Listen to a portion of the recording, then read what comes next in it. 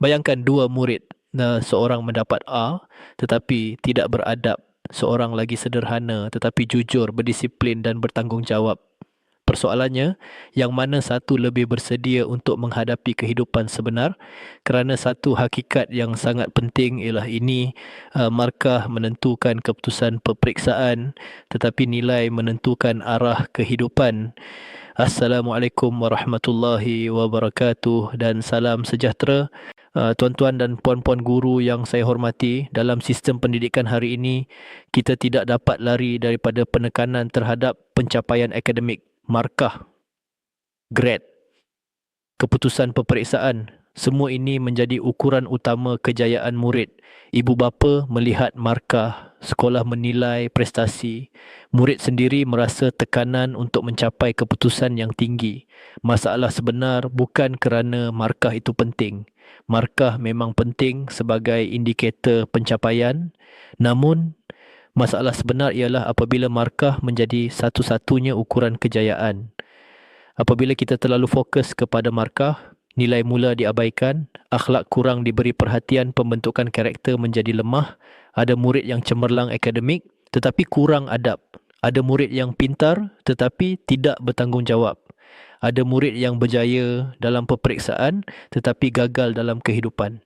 Masalah sebenar ialah apabila pendidikan hanya menekankan apa yang murid tahu dan bukan siapa murid itu. Lebih membimbangkan apabila murid mula melihat pembelajaran hanya untuk markah, bukan untuk memahami, bukan untuk membina diri. Masalah sebenar ialah apabila kita kehilangan keseimbangan antara ilmu dan nilai. Mari kita fahami satu prinsip penting dalam pendidikan. Pendidikan sebenar adalah pembentukan insan, bukan sekadar pencapaian akademik. Satu, nilai membentuk karakter. Nilai seperti jujur, disiplin, tanggungjawab akan membentuk siapa murid itu.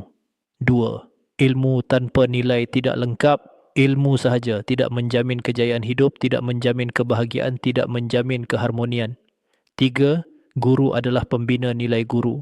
Bukan sekadar penyampai ilmu, guru membentuk sikap, guru membina akhlak, guru memberi arah kehidupan. Saya ingin berkongsi satu kisah. Seorang murid yang sangat cemerlang dalam akademik. Dia sentiasa mendapat markah tinggi. Namun dia kurang menjaga adab, kurang bertanggungjawab. Apabila memasuki alam pekerjaan, dia menghadapi kesukaran kerana nilai tidak kukuh. Kisah kedua, seorang murid yang sederhana dari segi akademik. Namun dia mempunyai nilai yang kuat. Dia jujur. Dia berdisiplin. Dia bertanggungjawab. Apabila memasuki kehidupan sebenar, dia berjaya. Kerana nilai menjadi asas. Perbezaan antara dua murid ini bukan pada markah tetapi pada nilai. Tuan-tuan dan puan-puan guru yang saya hormati, dalam perjalanan kita sebagai pendidik, kita perlu sentiasa mengingatkan diri tentang tujuan sebenar pendidikan. Bukan sekadar untuk menghasilkan murid yang pandai, tetapi untuk melahirkan insan yang baik. Markah penting, tetapi nilai lebih penting. Mulakan dengan refleksi. Adakah kita hanya fokus kepada silibus? Adakah kita memberi perhatian kepada nilai? Adakah kita membina karakter murid? Mulakan dengan langkah kecil. Selitkan nilai dalam pengajaran. Tunjukkan contoh yang baik. Hargai sikap, bukan hanya pencapaian. Jika tuan-puan rasa perkongsian ini memberi inspirasi, saya jemput tuan-puan untuk subscribe channel Pengetua AAI. Di sini kita berkongsi motivasi dan panduan untuk membantu guru terus kuat dan hebat dalam mendidik anak bangsa. Tekan butang subscribe sekarang, kongsi video ini kepada rakan guru yang lain kerana kita mahu melihat lebih ramai guru membina nilai dalam diri murid. Ingatlah, guru hebat membina nilai bukan markah, kerana markah mungkin membuka pintu tetapi nilai menentukan perjalanan. Teruskan mendidik, teruskan membina, kerana setiap usaha kita hari ini akan membentuk generasi yang bukan sahaja bijak tetapi juga berakhlak dan berintegriti.